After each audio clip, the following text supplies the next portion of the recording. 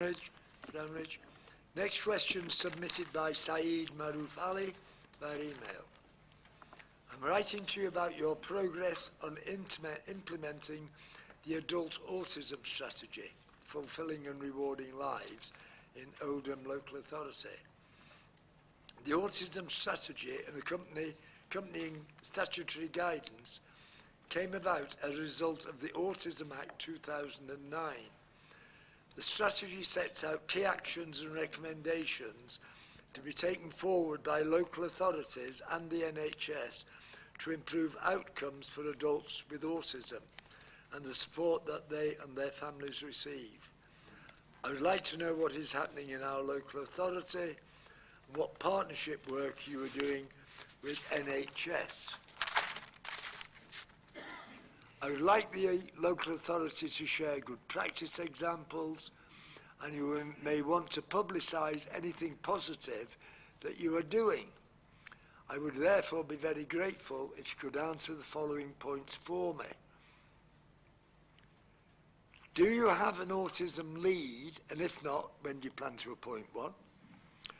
Do you have an autism partnership board or equivalent multi-agency planning group to plan the development of local services? If so, can people of Oldham find out more about getting involved? Have you developed a local commissioning plan for services for adults with autism? If so, how can people of Oldham see it? Do you have a pathway in place for diagnosis and assessment of adults with suspected autism? If not, when will this be developed? Do you have a plan to specifically include the needs of adults with autism in the Joint Strategic Needs Assessment? Have community care assessors been given specific autism awareness training? If not, is there a plan for when this will happen? Has autism awareness training been included as part of your standard equality and diversity training? If not, is there a plan for when this will happen? Have you completed the Department of Health's local assessment framework? And I would be grateful if you could tell me the answer to this point. So, Cllr Harrison.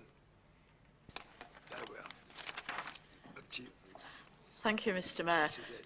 The reply will be slightly shorter than the question, but I thank Said for his question. I do actually know him personally, and it is a very interesting one.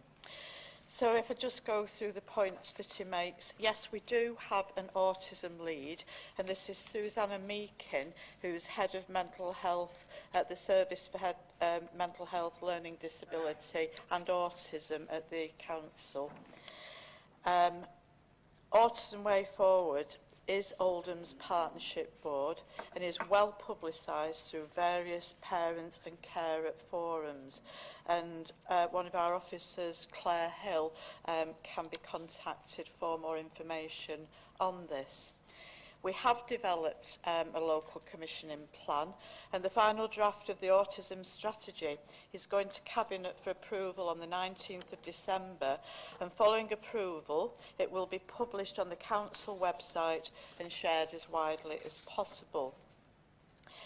The part about the pathway for diagnosis, there is a diagnosis and post-diagnostic support work stream which is outlined in the strategy. This is chaired by a CCG commissioner, and they lead in the pathway, and it does have good engagement. The plan about the joint strategic needs, at the moment it's not included, and I will make inquiries about that. The part to do with community care assessors, we are working with GM Autism Consortium to provide training and roll this out to staff. I'm not sure at the moment if the autism awareness training has been included as part of the equality and diversity training, but this is something that I will definitely take up. We have completed the Department of Health's local self-assessment framework. And just to add, our trading arm, Cllr Limited, they've recently had an outstanding national award for their work in the area of autism and care for people with autism. Thank you, Mr. Mayor. Thank you, Councillor Harrison. That is the end of the time for public